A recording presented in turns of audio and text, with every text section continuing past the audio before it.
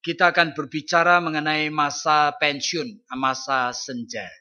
Saya ingin membacakan satu ayat dari Mazmur pasal yang ke-71, saudara. Mazmur pasal yang ke-71. Saya akan membaca ayatnya yang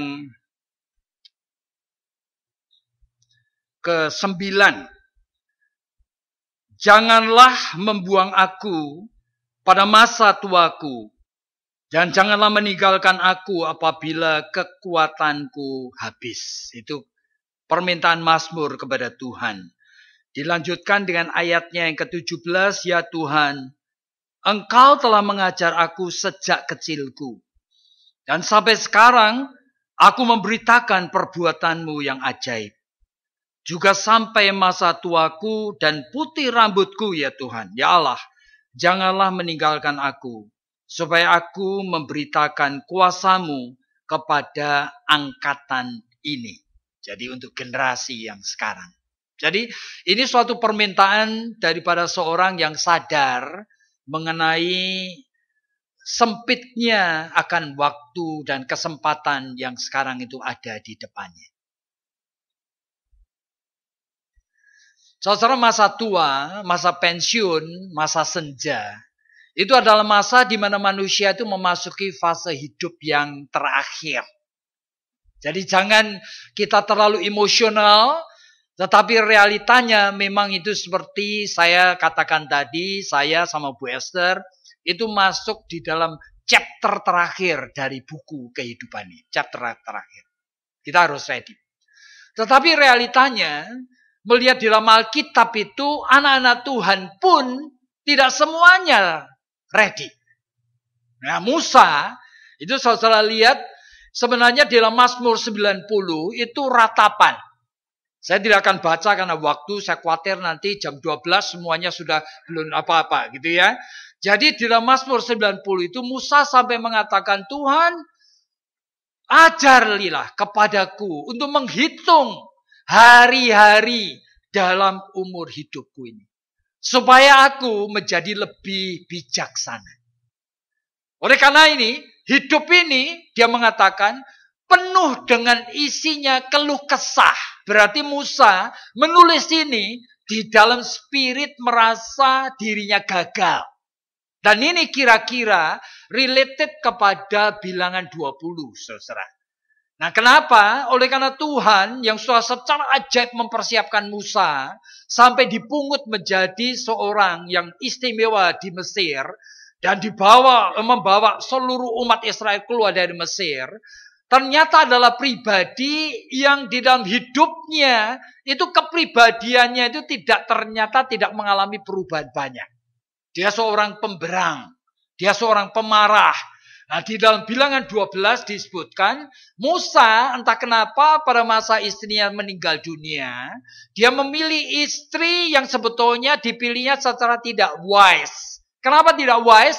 Oleh karena dia bukan memilih seorang Israel, dia memilih orang Kushi. Kushi itu kemungkinan orang Afrika, yaitu budak-budak yang ikut Israel keluar dari Mesir.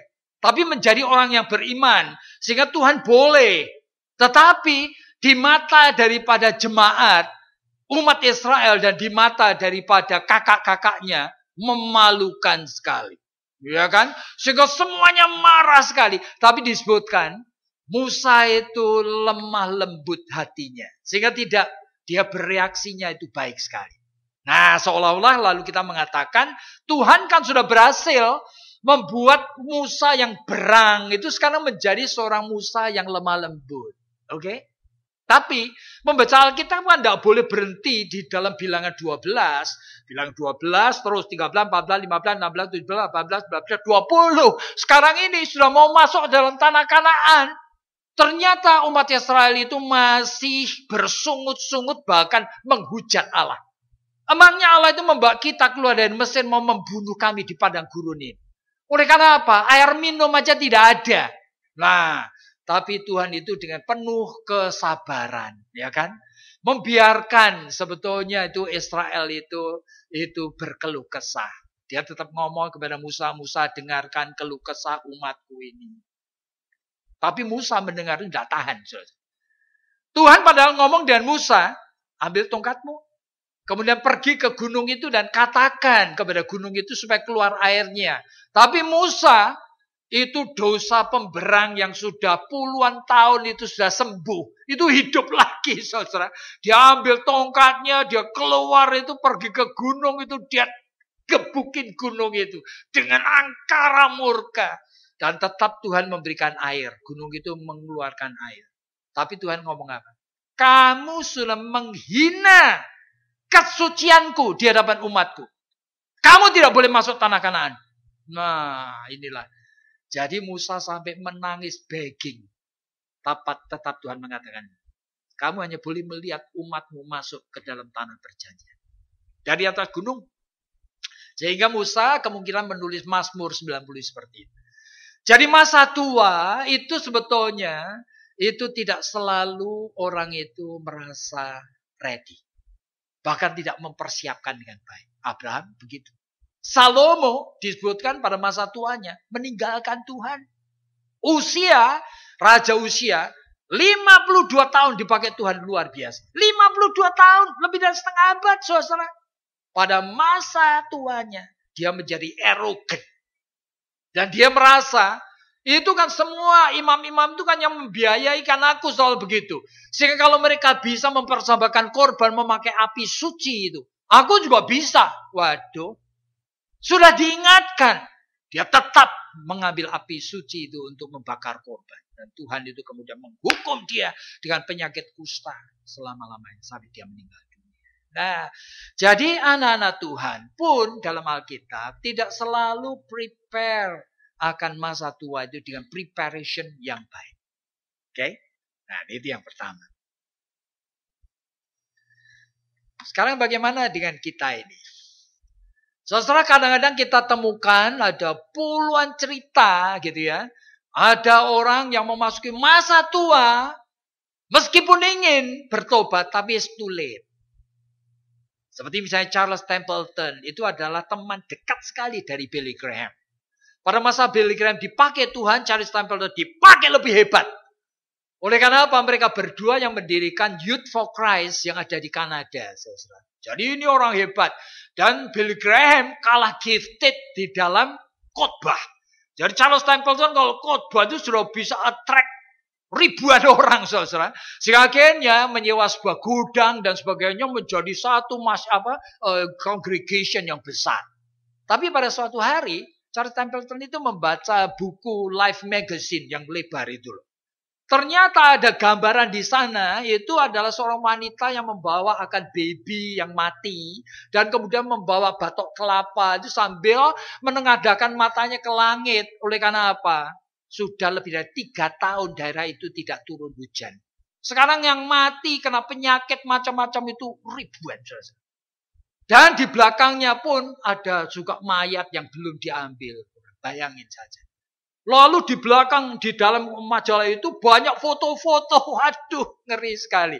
Itu melihat foto itu anehnya. Pikiran dari Charles Templeton itu adalah, apa betul ada Tuhan? Pikirannya ke sana. Dan kalau ada, apa betul dia Tuhan yang mencintai manusia? Aneh. Dengan pikiran yang terus preoccupying his mind itu, dia bergumul berhari-hari sampai suatu saat dia mengambil keputusan. I do not want to believe in God of the Bible lagi. Tidak mau. Kemudian dia itu hari Minggu di atas mimbar mengatakan, saya akan khotbah terakhir. Temanya adalah farewell to God. My reason not believing in God. Sampai menjadi buku saja. Waduh, semua geger. Dan dia tinggalkan Tuhan. Dia kemudian menjadi seorang businessman. Dia kemudian juga mengelola majalah dan sebagainya. Pada masa tua sekali, dia tinggal di New York di satu apartemen mewah di Manhattan itu. Kemudian seorang wartawan namanya Lee Strobel itu mewawancarai dia. Ini sudah tua sekali dia. Ketika diwawancarai, ya kan, ditanya mengenai Tuhan, dia mengatakan, don't talk about God. I don't want to talk about God. Okay. Sampai selesai wawancara, Lee Strobel ketika mau keluar ke pintu itu, dia tengok kepada Charles Templeton dan menanya satu hal. How about Jesus? Dia mengatakan. Kalau tidak mau ngomong mengenai Tuhan, bagaimana mengenai Yesus? Tiba-tiba Charles Stapleton nangis. Dan mengatakan, I miss him. Tapi I don't want to talk about him. It's too late. Sedih sekali ya. Jadi saya itu melihat itu. Jangan saudara-saudara pikir gitu loh. Bahwa kita itu selalu prepare memasuki masa tua. Kadang-kadang semakin tua, semakin kita menemukan reason bahwa hidup kita itu abandoned, ya kan? Ditinggalkan oleh Tuhan. Apalagi kalau sakit-sakitan, apalagi kalau miskin. Waspada. Ada alasan yang kedua, kadang-kadang kita itu mengalami masa tua itu merasa meskipun tidak intentionally, tapi mistreated. Gitu ya, dengan anak-anak kita diperlakukan keliru. Saudara, ada satu buku yang ditulis oleh Motingo Boucher. Itu zaman tahun 60-an itu. Tapi judul bukunya saya tidak bisa lupa. Oleh karena judul bukunya itu adalah Sepi Semakin Sepi. Dia cerita mengenai pasangan orang tua yang sudah tua sekali pada masa lebaran. Ya kan, lebaran. Waduh, pagi-pagi buta dia sudah mengambil pakaian yang sudah setahun tidak dipakai karena pakaian yang terbagus. Dia pakai pakaian, dia mandi, dia apa itu, kemudian mulai dari kemarin sudah siapin akan toples-toples untuk keringan-keringan menyambut tamu, ditaruh di meja di tempat ruang tamu. Lalu dia buka pintu lebar-lebar, melihat jalan, dia nunggu gitu ya, mereka berdua suami istri. Wah, melihat di jalan mulai ramai, anak-anak ada yang bawa balon, mereka bersalam-salaman, minal aidin wal faizin, maafkan lahir dan batin, ya kan? Tapi tidak ada seorang pun yang mampir. Jam 9 ada seorang bawa paket dari anaknya, dia punya cuma 2 anak. Wah, maafkanlah lahir batin. Ananda hari ini tidak bisa datang karena akan mengajak anak-anak untuk pergi luar kota. Tapi terimalah hadiah ini. Minal aidin wal faizin. Jam 11 anak yang kedua juga kirim paket bagus begitu. Sampai mereka berdua duduk di sebuah Motingo Boucher ini. Sampai matahari itu mulai terbenam. Mereka saling berpandangan. Kedua air mata mereka keluarkan air mata. Lalu mereka bangkit berdiri pelan-pelan. Orang tua saling bergandengan masuk ke dalam kamarnya yang semakin gelap. Lalu Motingo menulis, sepi semakin sepi. Saya tidak bisa lupa. Meskipun saya membacanya, saat itu saya masih muda. Tetapi saya membayangkan betapa kasihannya papa mama saya. Yang pada masa tua itu kami itu tidak memahami. Saat itu saya ada di Amerika. Mama saya sudah meninggal dunia. Kira-kira beberapa tahun kemudian, papa saya itu ingin menikah lagi. Dia itu tidak gegabah cari perempuan yang muda, enggak. Sama-sama juga janda tua seusia dia. Karena dia butuh friend. Butuh teman omong. Anak-anak itu tidak bisa diajak omong. Dia juga just butuh friend. Dan dia pilih janda yang aktif di gereja, yang tua, yang juga sama-sama dengan dia seusia. Tapi seluruh keluarga itu, wah merasa malu. Wah, kalau bahasa Jawa itu bilang, isin-isinin. Udah tua kok kawin lagi. Waduh. Tapi papa saya itu tulis surat kepada saya. Saat itu saya ada di Richmond, Virginia. Saya mengatakan, saya setuju. Boleh. Karena saya itu bisa merasakan. Saya tidak malu. Saya akan learn to love my new mother. Tapi papa saya gimana? Karena semua anak yang lain tidak bisa terima. Hidup ini begitu sepinya. Begitu sendirinya. Dan dia tidak tahu bagaimana solve that problem. Oleh karena apa? Anak-anak tidak mengerti perasaan orang tua itu seperti apa. Hanya dikasih makanan, dikasih uang. Untuk apa? Saya punya family di Jawa Tengah itu. Sampai orang tua ini sampai ngomong, aku bosan.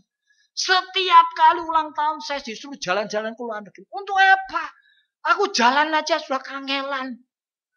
Aku tuh cuma butuh kamu. Just need you. You around me. You talk to me. Bayangin. Ini ratapan apa?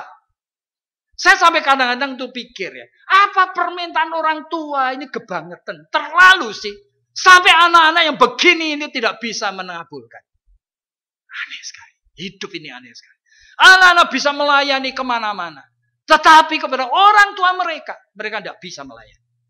Kesabarannya itu terbatas. Oleh karena mereka paling kenal orang tua.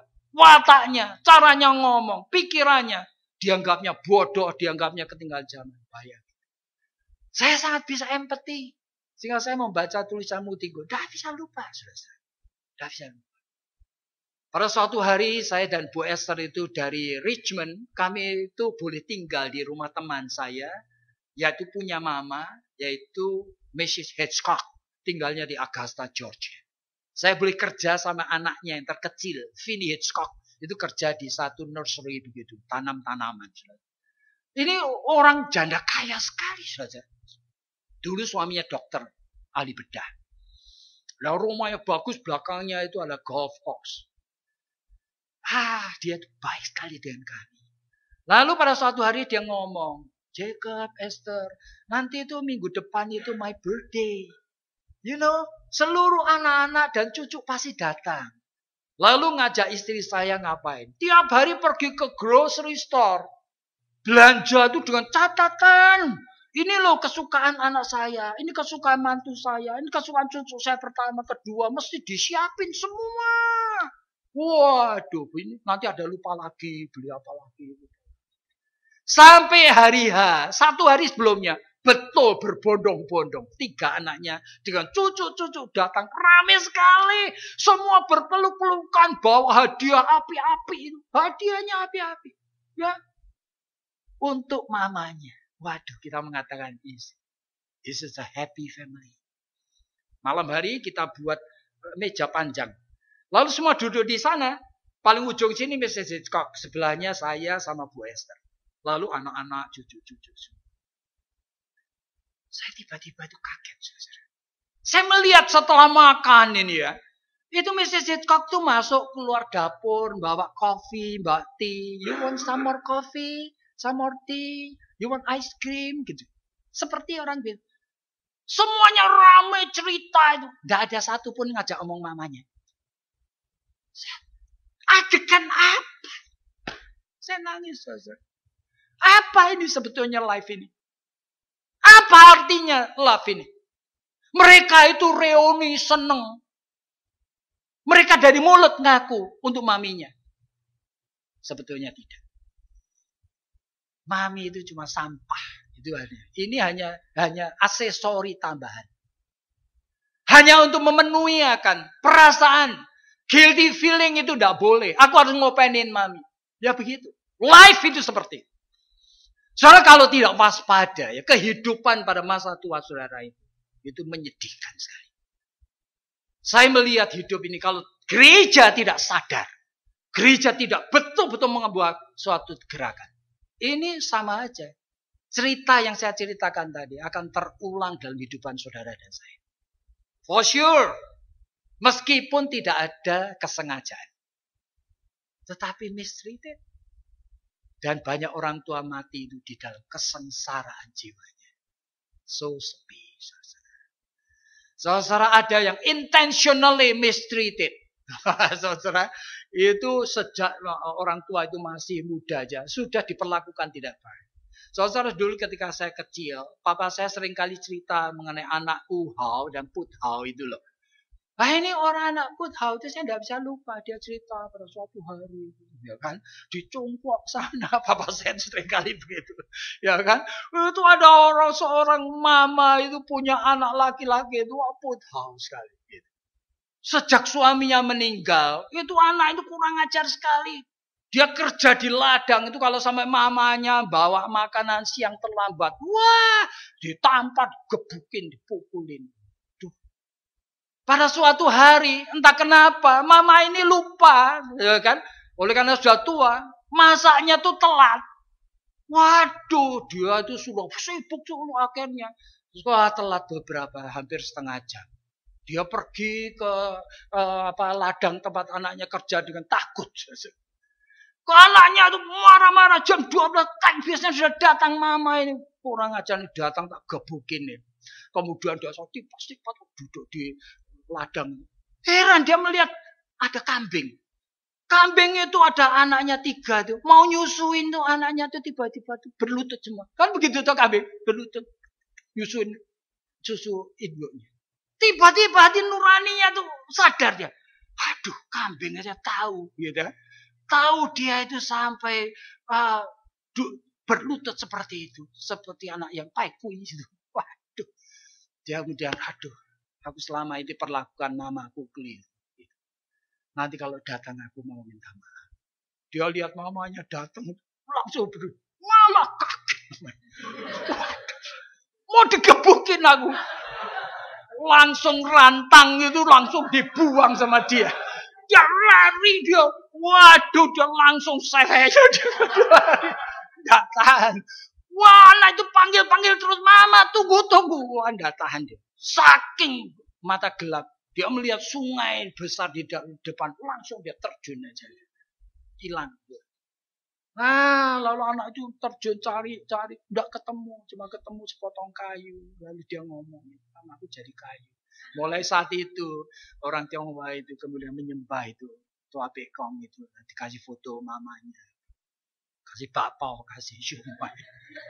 Tapi sudah terlambat, saudara. Life itu seperti itu. Seperti manusia juga punya hati nurani. Tapi sistem dan life seringkali membuat hubungan ini seringkali tidak baik.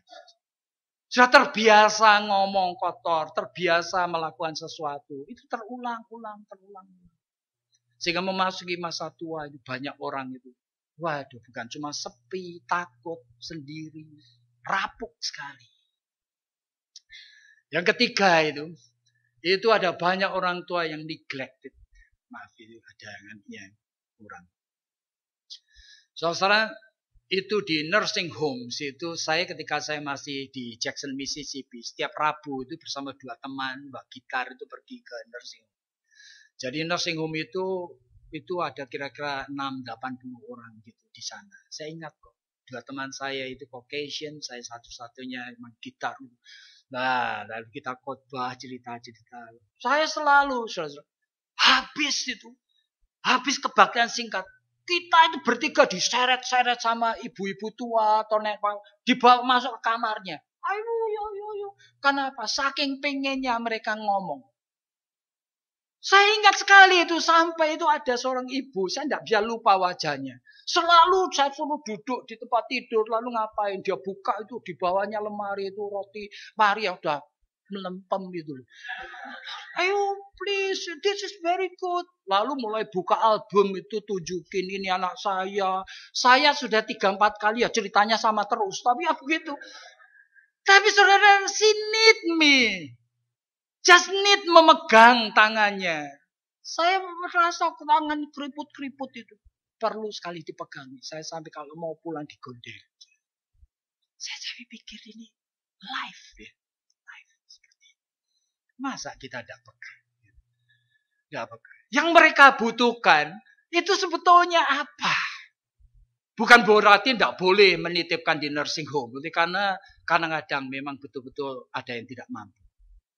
Untuk tanda petik melayani atau merawat sendiri. Tapi kita itu mesti aware. Gitu ya. Sebetulnya itu apa yang terjadi di nursing home itu. Nah itu. Muhammad Subari itu cerita mengenai seorang. Itu cerita menarik ya. Oleh karena ada satu keluarga itu. Papahnya itu sudah tua sekali. Setiap kali makan itu oleh karena tremor itu, piringnya jatuh, pecah. Sehingga sekarang itu bikin kotor apa. Sama anak perempuannya itu disuruh makan di pojokan sana. Bawahnya dikasih kertas koran gitu. Supaya lalu dikasih piring itu kayu. Piring kayu. Supaya kalau jatuh itu tidak pecah. Dia makan di sana sendiri. Itu kadang-kadang menangis. Okay. Nah, cucunya laki itu lucu. Dia sering kali nenggetin. Pada suatu hari suami istri ini heran karena cucunya dicari tidak ada. Oh ternyata cucunya itu ada di garage. Lagi ngapain? Loh dia kok mukul-mukul. Ternyata kayu itu lagi dipukul-pukul gitu. Lalu tanya, apa lagi ngapain kamu? Aku lagi bikin piring kayu. Loh, untuk apa? Untuk mama nanti kalau sudah tua. Jadi itu Muhammad Sobari cerita itu.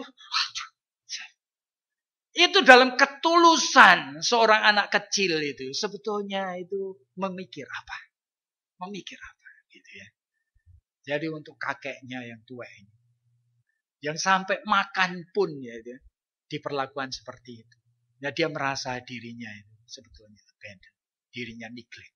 Dirinya tidak penting lagi. Dirinya hanya pengganggu gitu lah. Dalam hidup ini. Yang berikutnya menjadi troublemaker. Seorang saya itu cerita itu bukan untuk membicarakan klien saya. Tapi kalau saya sebutkan klien, saya punya 1000 klien. Gitu lah. John tidak akan kenal siapa dia. Tetapi saudara ini ada orang tua ibu. Itu yang terus memaksa anaknya. Kenapa? Untuk mendivorce istrinya. Kenapa ibu ini dulu hidupnya sendiri. Dia itu pada saat si anak laki-laki ini pacaran. Ini sangat tidak senang. Maaf ya. Tidak senang oleh karena calon istrinya itu babah gitu. Babah itu seperti saya ini loh. Made in Indonesia gitu babah itu. Jadi Cina Indonesia itu namanya baba. Lalu kalau istri saya itu totok, itu langsung dari Congkok itu datang. Beda. Jadi ada ibu yang seperti ini. Nggak senang sekali sama baba ini. Padahal istrinya itu ya baik-baik aja begitu. Tapi ini pendendam. Oleh karena dia seringkali dimarahin, seringkali disinisin. Si menantu ini seringkali kalau ketemu mamanya diem aja. Oleh karena apa? Takut nanti ada konflik gitu loh. Nah, sudah punya anak 3. Ini sekarang suaminya meninggal, si ibu ini tinggal sama anak ini. Wah, saudara, tiap hari bujuin anaknya supaya menceraikan. Luar biasa. Sampai anaknya sering nangis di hadapan saya. Wong enggak ada apa-apa loh, dia mengatakan. Salah apa istri saya itu?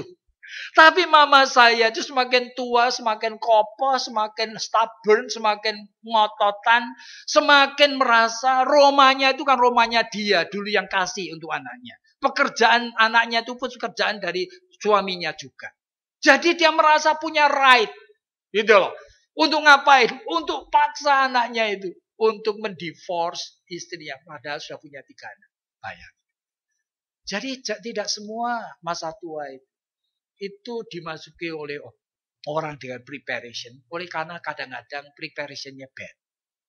Jadi watak yang jelek itu ternyata ya kan sebab menjadi troublemaker. Dan kemudian saya akan bicara mengenai fruitfulness ini. Dan saudara pada masa tua saya melihat banyak orang tua yang masih berbuah dengan baik. Yang sama seperti dikatakan dalam Yesaya pasal 40 ini. Pada masa tuanya masih tetap produktif. Saya kenal seorang ibu yang saya kenal juga di Augusta, Georgia itu. Itu kami seringkali itu dulu PI terhadap orang-orang Kamboja, saudara. Itu saya itu nekat sekali dengan English yang pelintat-pelintit itu diajak gitu ya sama temannya. Salah satunya itu adalah anak dari Mrs. Chancellor yang ngajak. Itu pilot orang Kamboja itu tidak bisa pulang. Lalu diinjilin gitu, diundang makan. Nah, saya tidak bisa lupa, itu Mrs. Chancellor itu seorang nenek tua yang kena stroke. Waduh, tapi baik sekali. Gemuk gitu. Dan pada suatu hari teman saya itu ngomong sama maminya. Itu besok Jacob mau datang loh. Oke. Wah, dia minta mandi, minta keramas, lalu minta di make up, di apa, begitu loh mau menyambut saya itu. Udah lalu dia tiduran begitu. Nah ketika saya masuk langsung dia gini, come here Jacob, I will hug you. Lalu setelah itu lalu ngomong-ngomong lalu ngapain? Spell your name again. Ya kan dia heran nama saya Jacob kok JEKUB kok enggak ada nama kayak gitu loh. Jacob Yakub begitu saja. Nah, sudah dia tulis. Tapi dia tujuannya apa? You and your wife Esther now in my list. Lebih dari 100 nama saja. Tiap hari dia itu doakan. Nah, nama saya termasuk di sana. Sampai matinya tiap hari dia doakan. Dan saya tahu, kalau sampai God itu protect me dari macam-macam sinful behavior itu antara lain Tuhan itu mendengar doa dari ibu tua. Nah, ini tuh doa itu bukan sesuatu yang easy, saudara. Tetapi ini orang tua yang masih berbuah-buah, ya kan, hidupnya ya seperti ini. Jadi ada orang yang fruitful itu oleh karena God grace, oleh karena faith. Ada fruitful oleh karena common grace. Ya, common grace itu ya orang-orang siapa saja. Termasuk misalnya Ronald Reagan sampai tua dia gak jadi presiden, ya kan? Saya kenal Mohtar Yadi, tua sekali. Wah, masih gagah, masih luar biasa. Ya kan, masih kerja pikirannya tajam sekali. Nah, itu common grace. Tidak selalu itu God grace oleh karena faith. Nah, kita perlu waspada itu. Jadi ini beberapa hal yang saudara-saudara bisa lihat. Tuh. Nah, saudara, untuk sebagian besar, sebetulnya masa tua ini merupakan realita yang tidak bisa dihindari. Di mana mereka merasa so lonely. Oleh karena kehilangan hampir semua hal yang menjadi sumber sukacitanya. Semua hal. Saya tidak bisa membayangkan ya. Friends, hampir semuanya. Sekarang saya punya friends itu kadang-kadang tinggal 2 atau 3 yang masih survive. Dan itu jaraknya jauh-jauh. Gitu. Dan sudah ada gap yang membuat akhirnya itu tidak bisa lagi kita itu bercanda, ya kan? Ketemu lalu berbagi cerita, gitu. Tidak ada lagi. Bayangkan. Dan itu hampir semua yang saya sukai itu sudah tidak ada. Tinggal sedikit, ya kan? Makanya itu anak saya kadang-kadang heran, Pak Deddy kok lagi ngapain? Kok dengerin musik? Ya, saya koleksi musik-musik yang bagus. Tempo dulu. Ya, saya dengerin. Saya masih bisa senyum sendiri. Oleh karena apa? I love it. Those kind of music itu, I love it. Nah, itu. Dan saya masih punya itu. Tapi banyak yang tidak punya. Dan saya masih punya istri, punya anak, punya mantu yang baik-baik. Ya. Tapi begitu banyak orang tidak punya. Nah, ini real. Nah, kehilangan meaning daripada life. Sehingga orang Malaysia itu mengatakan, orang veteran itu laskar tidak berguna. Jadi bahasa Malaysia itu aneh. Aneh. Oleh karena kalau misalnya ada tempat bersalin itu ada tempat kurban laki-laki gitu kan. Jadi saya kalau ke sana, rada aneh ini ya gitu. Jadi memang itu bahasa Indonesianya agak aneh begitu. Nah, termasuk veteran ini laskar tidak berguna. Waduh. Kasihan banget. Jadi memang kehilangan meaning of life. Jadi apa lagi? Apa yang bisa dilakukan, yang dihargai, yang dinilai orang. Yang di-expect itu apa dari orang terhadap dirinya. Saya khawatir sekali. Nanti yang di-expect dari saya atau dari Bu Esther istri saya itu hanya menjadi babysitter. Waduh. Untung cucu saya nanti bakal sudah gede. Ya tidak perlu di-babysit. Gitu loh. Tapi coba. Saya melihat begitu banyak orang ya. Sehari-harinya cuma di rumah. Selesai nongkrongin cucu. Lari sana dipegangin. Gitu toh. Jadi meaning of life itu apa? Kecuali dia dalam Tuhan. Dia sedang terus-menerus itu tumbuh. Sehingga dia sama seperti tadi Barbara Bush. Sehingga prepare. Sehingga bergumul dengan Tuhan. Sehingga mendapatkan ide-ide baru. Sehingga dia bisa menularkan hal yang baik untuk cucu-cucunya. Tapi kalau tidak, kehilangan meaning of life. Yang ketiga itu diabaikan. Kenapa diabaikan oleh anak, cucu, dan lingkungan ini? Oleh karena orientasi orang tua itu sudah ketinggalan. Sudah tidak dapat mengikuti tren. Saya waspada sekali. Gitu. Kalau melihat cucu saya, misalnya melihat pertandingan basketball. Wah, saya heran kok gitu, seneng dia. Jadi saya tidak tertarik sama sekali hal-hal seperti itu. Tidak tertarik. Jadi kadang-kadang menantu saya yang di LA itu kumpul dengan teman-teman, semuanya hanya untuk nonton basketball.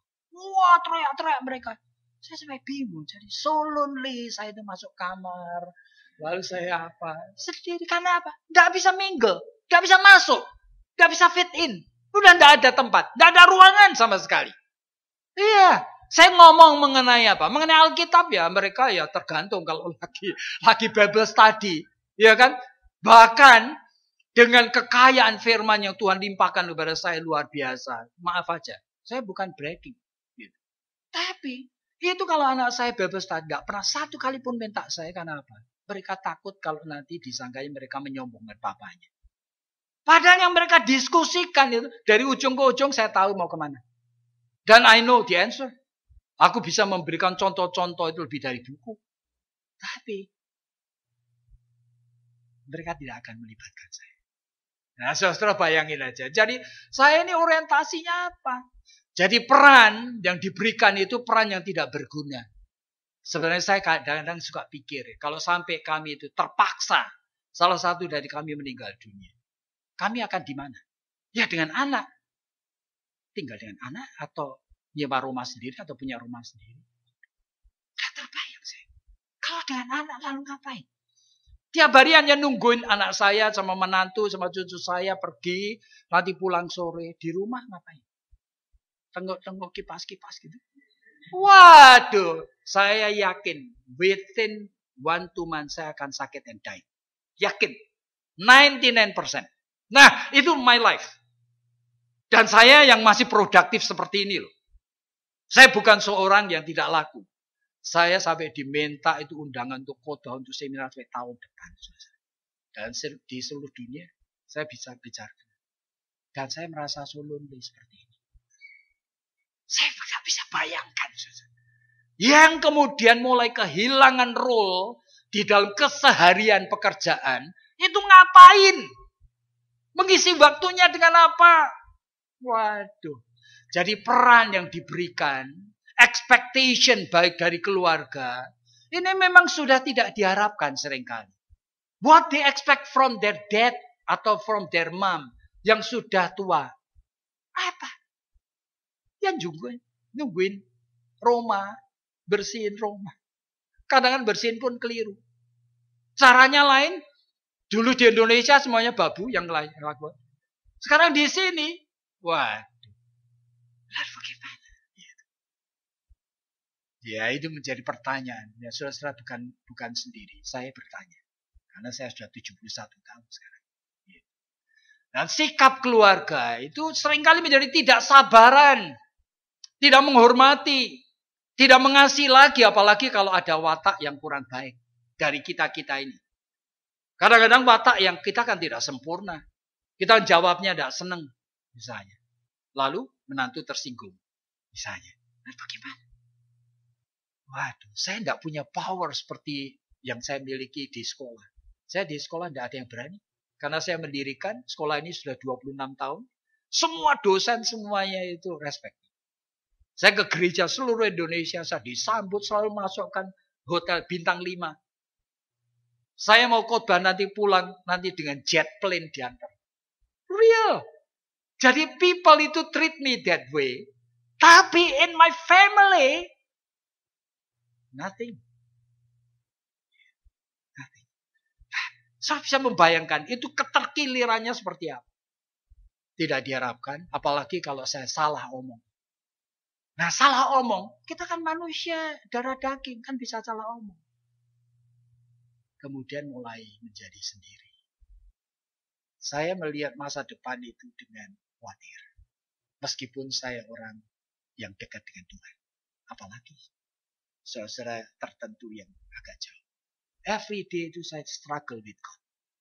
And still ada palpitatingnya di dalam jantung ini seperti itu.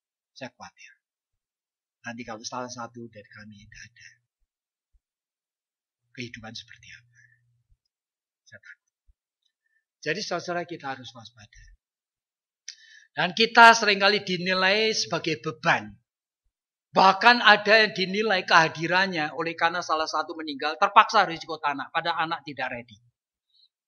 Saya melihat itu karena klien saya ribuan. Saya seringkali ikut menangis dalam hati. Jadi orang tua itu cuma dianggap saya kerikil di mata keluarga. Apalagi kalau sakit-sakitan. Terus, waduh, apalagi kalau buruk penampilan. Ke gereja aja ada beberapa orang tua yang mengatakan kepada saya. Anak-anak saya tidak pernah membawa saya. Kenapa? Ya, penampilan jelek. Terlalu desa. Sehingga ngisin-isinin kalau ke gereja. Gitu loh. Mau dipakai pakaiannya bagus dan tidak match.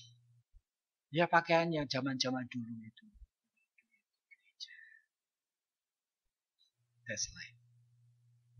Dan kadang-kadang itu kita menghadapi realitas seperti ini. Are you ready?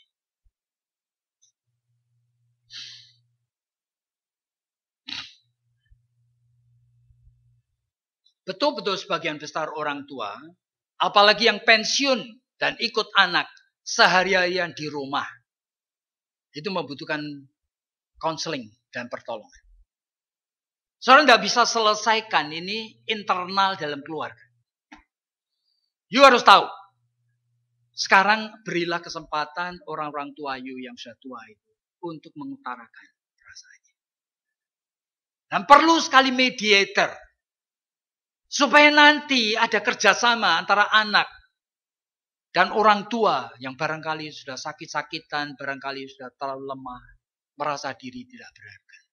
Sebetulnya apa yang bisa dilakukan supaya kehidupan yang masih Tuhan berikan ini dapat dinikmati bersama.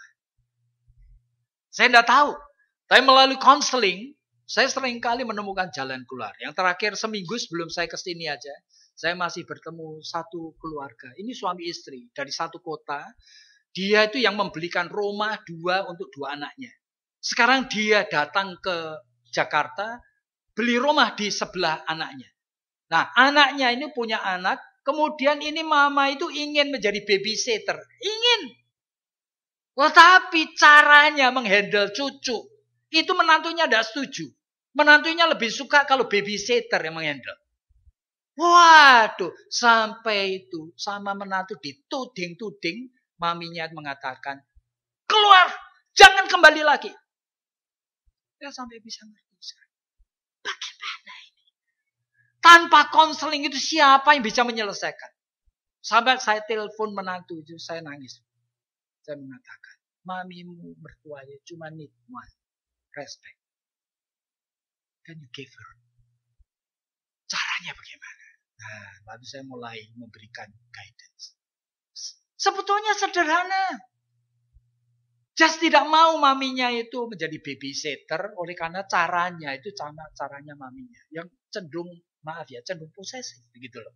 Semuanya itu anak terus hanya tapi dia supaya sangat cinta sama neneknya. Tapi ini maminya yang sesungguhnya tidak mau seperti itu. Supaya anak itu mandiri mulai belajar. Tapi perlu konseling. Perlu orang yang mediate. Perlu peran gereja. Kalau enggak, ini keluarga seperti ini itu, both parties itu suffer. Real suffer. Jadi jangan sampai kita itu membiarkan ini. Makanya saya harap seperti pendeta Steve itu, mulai memberikan kesempatan. Itu keluarga-keluarga itu untuk berbicara. Oleh karena masing-masing keluarga dengan nenek, dengan kakek atau kakek nenek dalam rumah itu. Sebetulnya pikiran dan perasaannya. Berilah kepada mereka kesempatan juga untuk ngomong dan mengatakan apa yang mereka inginkan. Dan mulai nanti ada suatu interaksi yang objektif. Dialog antara anak, menantu dengan orang tua dan mertua.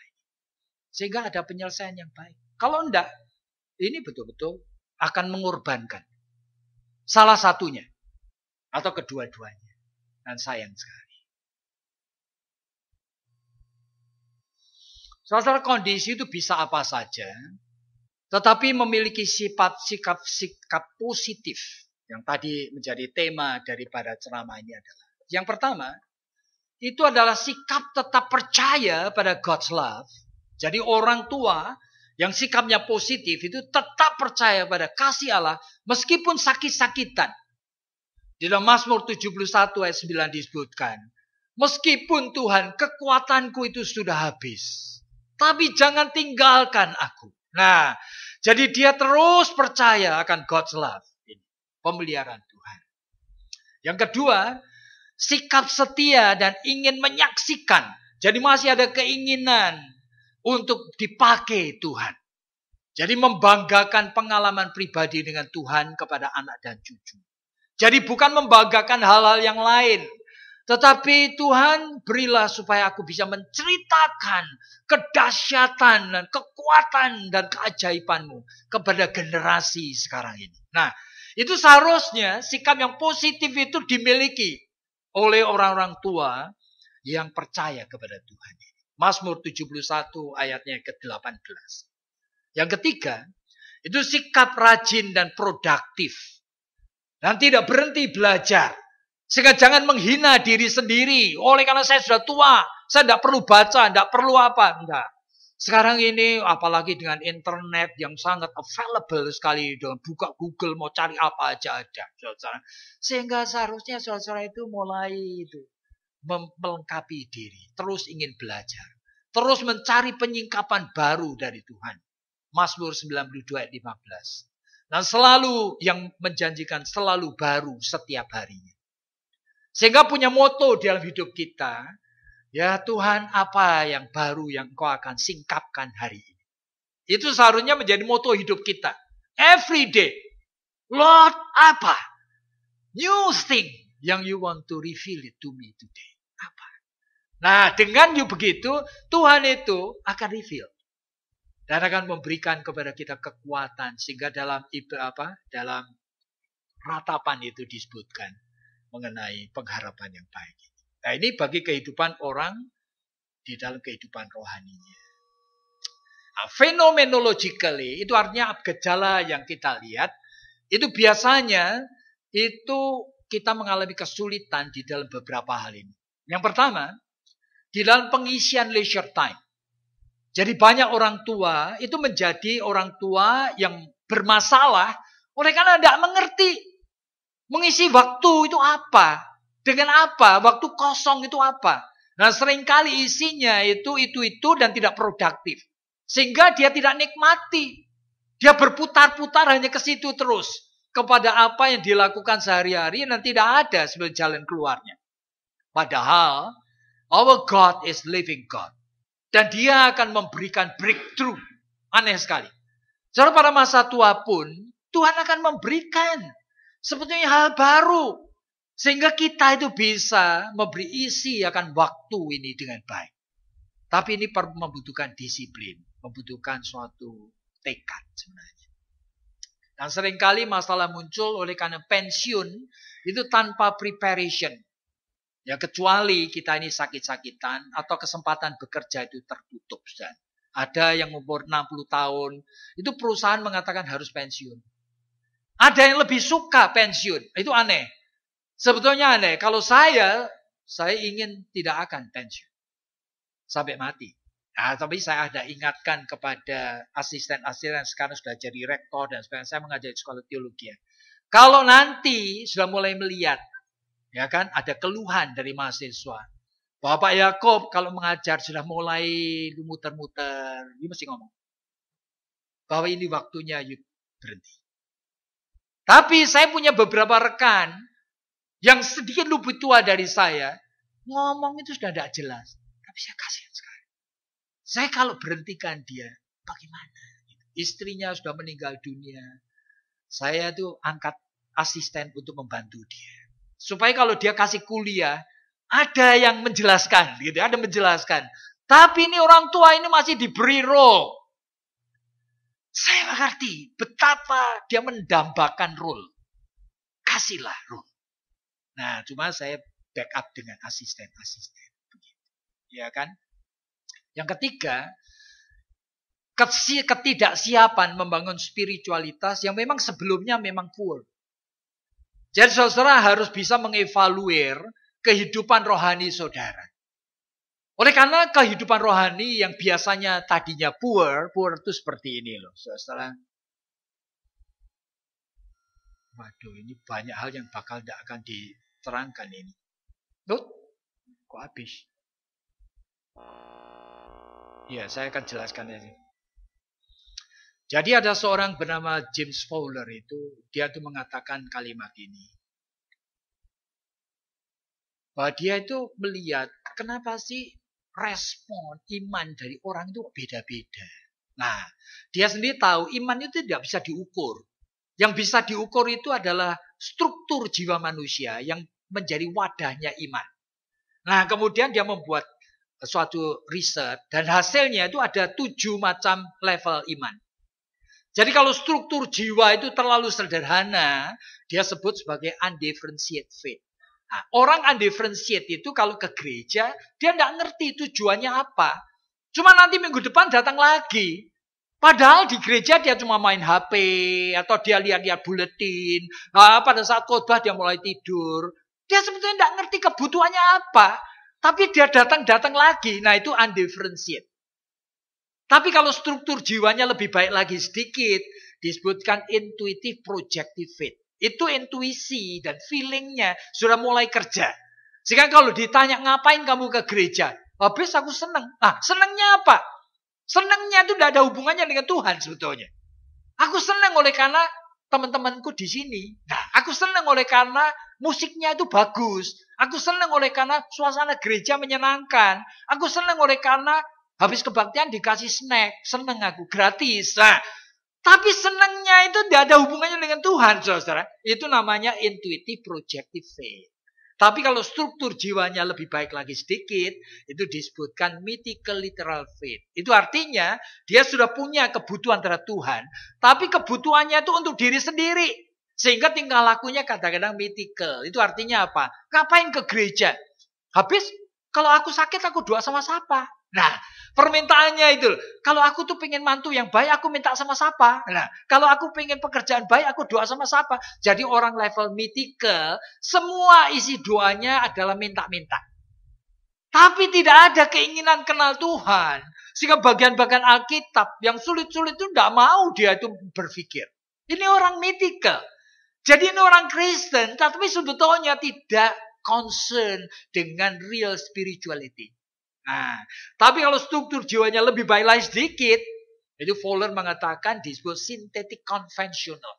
Itu artinya dia sudah bisa mensintesiskan ajaran dari gereja atau dari konvensi dari sidang-sidang gereja dengan dirinya. Maksudnya apa? Kalau ditanya, ngapain kamu percaya Allah kok Tritunggal? Habis itu ajaran gerejaku. Nah, ajaran gerejaku dengan diriku, aku satukan. Namanya sintetik. Ini.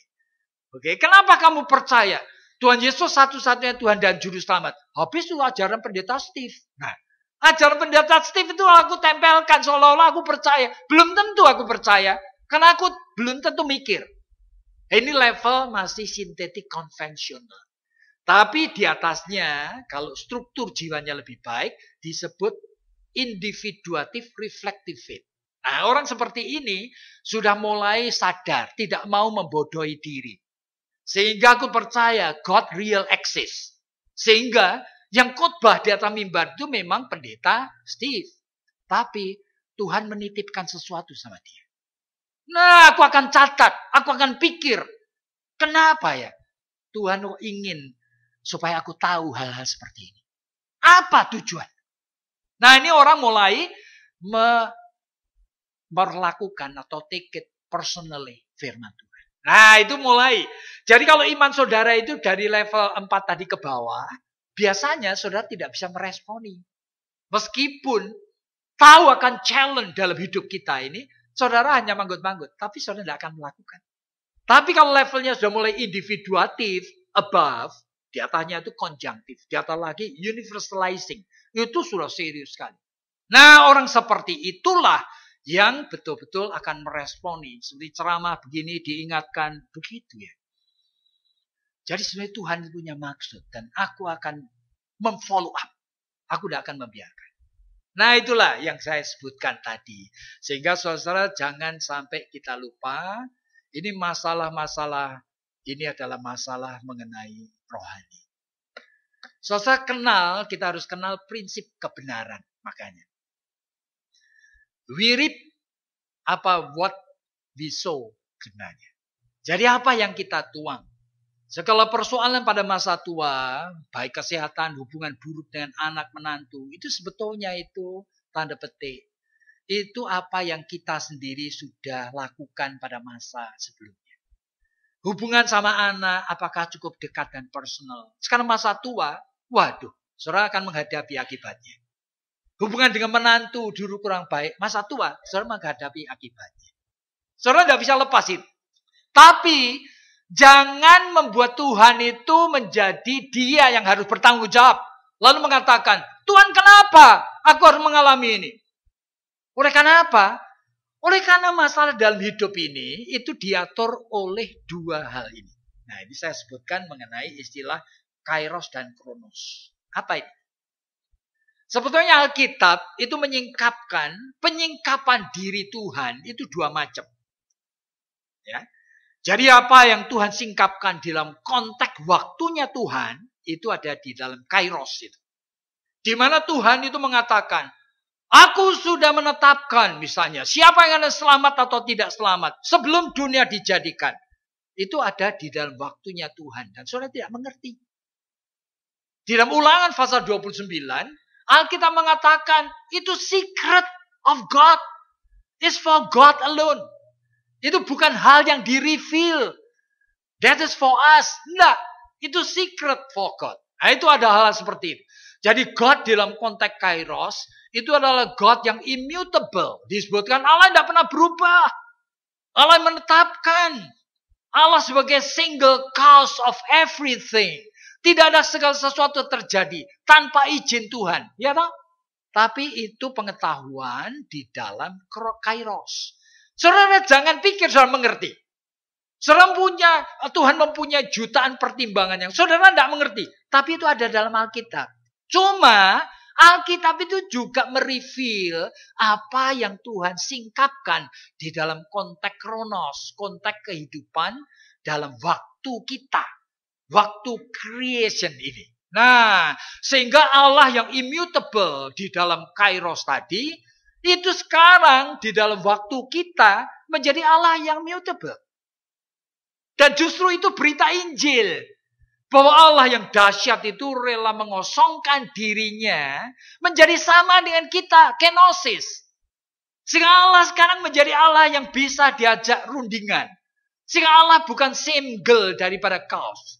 Apa yang terjadi dalam hidup ini bukan Tuhan. Aneh ya. Yang terjadi adalah terjadi dalam hidup oleh karena 6 kemungkinan. Bisa betul-betul God's will, kehendak Tuhan. Tapi bisa juga oleh karena God's decreed will. Tapi bisa juga oleh karena God's natural law. Bisa juga oleh karena man's free will. Bisa juga oleh karena satanic influence. Bisa juga oleh karena God intervention. Nah, saudara perhatikan. Jadi yang saudara alami sekarang, jangan saudara-saudara blaming God. Kenapa Tuhan memberi aku penyakit? No. You kena penyakit di dalam konteks kronos waktu dia hidupmu oleh karena 6 kemungkinan. Bahkan kehendak Tuhan pun di dalam hidup kita sebagian besar tidak pernah tercapai. Tidak pernah. Tuhan menghendaki setiap orang Kristen mengabarkan Injil. Siapa yang nurut? Barangkali cuma 0,5% yang nurut. Yang lain tidak pernah nurut. Tuhan kehendaki loh. Setiap orang Kristen mendoakan dan mengampuni musuh. Siapa yang nurut? Tuhan menghendaki setiap orang Kristen mengenal firman-Nya dan menyelidiki. Siapa yang nurut? Ribuan kehendak Tuhan, God's will, tidak pernah tercapai. Meskipun di dalam kairos, itu yang Tuhan mau. Semua yang Tuhan kehendaki harus tercapai.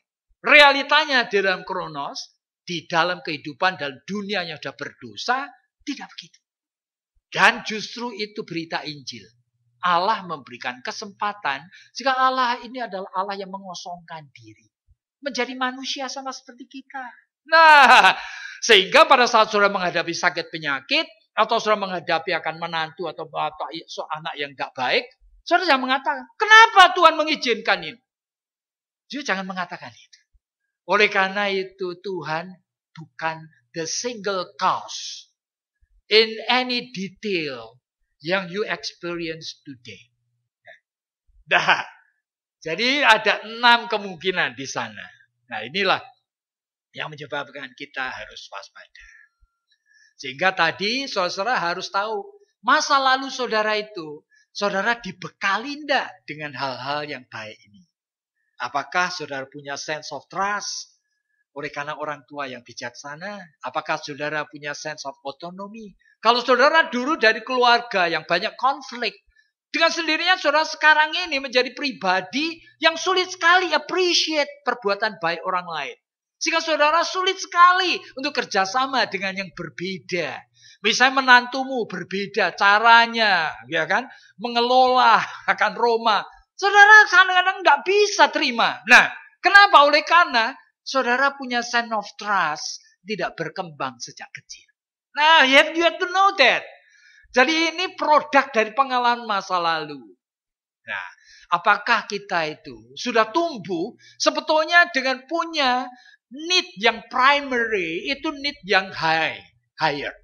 Kalau saudara punya kebutuhan hidup saudara dari Maslow ini, hierarki, cuma physical material, pikiran saudara cuma duit dan cuma kesehatan.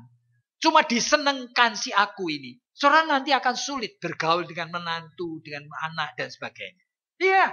Tapi kalau saudara punya kebutuhan primer itu estetikal misalnya. Di mana saudara ingin sekali menjadi pencipta daripada kehadiran hal baik dalam rumah tangga anakmu. Nah, itu beda sekali. Jika saudara itu tidak cuma preoccupied, waduh hari ini kenapa aku tidak makan dimasakin enak ya sama mantuku ya, sama anakku. Nah, enggak. Karena itu sekunder, saudara. Tapi saudara cuma pikir, Tuhan aku ingin menyumbangkan sesuatu untuk rumah tangga anak dan mantuku ini. Jikalau ternyata kebutuhan saudara itu estetikal. Nah ini produk daripada masa kecil. Nah saudara mesti hati-hati. Sehingga kenali dulu. Who am I? Siapa kita? Jadi jangan menyalahkan kanan kiri. Nah dengan itulah saudara baru mulai bisa ngapain. Pada saat sudah bergumul dengan Tuhan, saudara akui, Tuhan, aku cuma terus terikat dengan apa? Dengan fisikal, material. Aku pengen diseneng-senengin. Aku pengen cuma makan yang enak. Aku pengen cuma dilayani. Aduh Tuhan tolong. Supaya kau jangan menjadi beban bagi anak dan cucu. Nah saudara bisa minta. Ya toh? Jadi pada saat minta itu bukan hanya Tuhan tolong aku, bebaskan daripada pengalaman tidak enak dengan keluarga anakku. Nah. Ya, seorang hamba Tuhan mengatakan Christ is the answer. But what is the question? Pertanyaanmu apa? Nah, itulah pertanyaan. Tuhan, aku seperti ini. Makanya kita harus know what is in our pre and unconsciousness. Oleh karena setiap saat sebetulnya kita itu menyimpan 3 macam kesadaran. Seperti sekarang, saya sedang sadar, itu conscious. Saya sedang sadar, sedang ngomong di hadapan saudara. Sehingga terus saya mempertajam pikiran, saya memilih kata yang tepat. Saya coba aware kepada kegelisahan saudara yang barangkali sudah lapar. Saya sudah begitu. Saya terus begini. Ini consciousness ini terus bergerak. Ya. Sehingga meskipun misalnya saya ingin maaf aja, saya lagi mulus lalu pengen kentut gitu. Saya tidak berani, saudara. Karena apa? Saya ada di depan saudara-saudara. Jadi conscious itu seperti itu. Saya aware dan saya mengatur diri. Tapi pada saat yang sama, saya punya ratusan memori yang saya simpan di dalam pre-conscious. Pre-conscious artinya alam setengah sadar. Di mana saya tidak lupa. Tapi saya memang tidak mau pakai. Sekarang ini saya tidak pakai. Seperti misalnya aja. Wah, warung sate yang paling enak di Jakarta di mana? Ya saya tahu. Tapi kan saya tidak cerita di hadapan saudara sekarang. Saudara stop ya. Warung sate yang paling enak di mana? Saya gendeng. Saya tidak akan begitu. Tapi saya tersimpan semua di dalam alam pre-conscious. Ratusan. Nah, kita harus hati-hati. Saudara-saudara di dalam hubungan dengan anak, menantu, dan keluarga. You menyimpan ratusan pre-consciousness. Fyodor Dostoyevsky itu mengatakan, in the reminiscence of every human heart. There is something that one cannot reveal except to his friend. Ada sesuatu di dalam hati manusia yang tidak mungkin dia ceritakan kecuali kepada sahabatnya. Even though in secret, begitu pun juga hati-hati. But there is something more that one cannot reveal even to his friend. Tapi tetap masih ada lagi rahasia yang orang nggak bisa ceritakan kepada sahabatnya. He or she can only reveal to himself. Dia hanya bisa singkapkan pada dirinya sendiri. Tapi Dostoyevsky masih mengatakan kalimat lagi. But there is something else that one cannot reveal even to himself. Yang tidak mungkin dia singkapkan bahkan kepada dirinya sendiri oleh karena saking busuknya. Hati-hati saja. Yuk hati-hati apa yang tersimpan di dalam alam setengah sadar. Real. Saya tuh mengelayani konseling sudah lebih dari 30 tahun. Kadang-kadang saya kaget. Klien saya ngomong apa? Saya tuh ingin sekali bunuh mama saya. Ngomong itu dia sendiri kaget, saya kaget. Ada di dalam ini. Jadi kita mesti hati-hati sehingga kita tahu. Tuhan, this is me. Aku membawa berlepotan dosa seperti ini. Nah, bahwa untuk menyelesaikan, saudara mesti berdamai dengan Tuhan, tapi juga berdamai dengan diri sendiri. Ya kan, tidak bisa menerima kondisiku seperti ini. Selesaikan dengan Tuhan. Tapi hal yang mengenai unconscious, itu adalah hal yang menjadi produk pengalaman masih kecil sekali. Infantile experience. Mungkin kita sudah lupa. Mungkin dulu kamu di-abuse orang tuamu. Tapi sudah lupa. Tapi efeknya, kamu itu tidak bisa disinggung. Kamu tidak bisa ditekan. Nah, setiap kali kamu melihat orang mirip caranya ngomong mirip mamimu, tiba-tiba timbul benci. Aneh, padahal belum kenal sama orang itu. Nah, itu termasuk unconscious. Yang kadang-kadang muncul dalam bentuk mimpi, dalam bentuk apa, macam-macam. Mengatur tingkah laku. Jadi saudara, ini waktu sudah habis lagi. Ya, Stephen bagaimana? Jadi kita akan akhiri sampai di sini. Nanti kalau ada pertanyaan aja kita akan lanjutkan. Ya, thank you. Ya, thank you.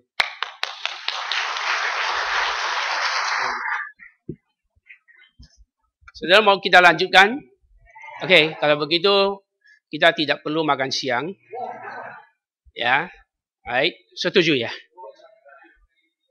Saya ikut setuju.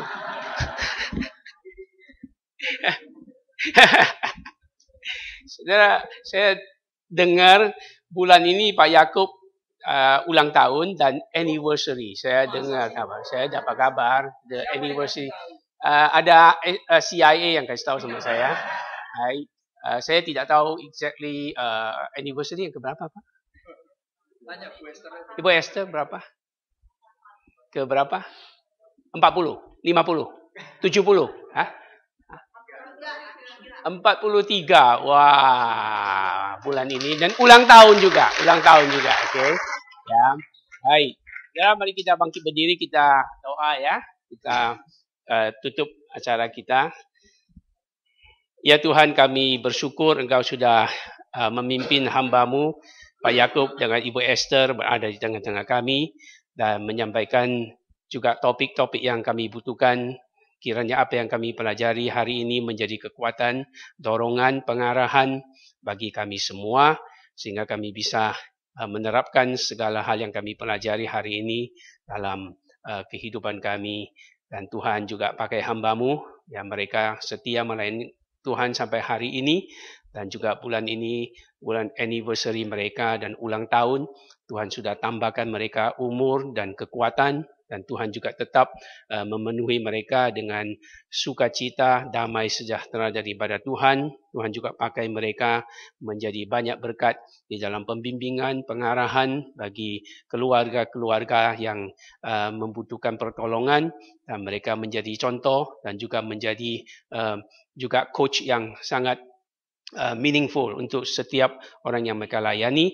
Biar Tuhan anniversary mereka menjadi satu sukacita dan juga berkat yang melimpah bagi mereka menempuh rencana mereka, perjalanan mereka dan juga masa depan mereka.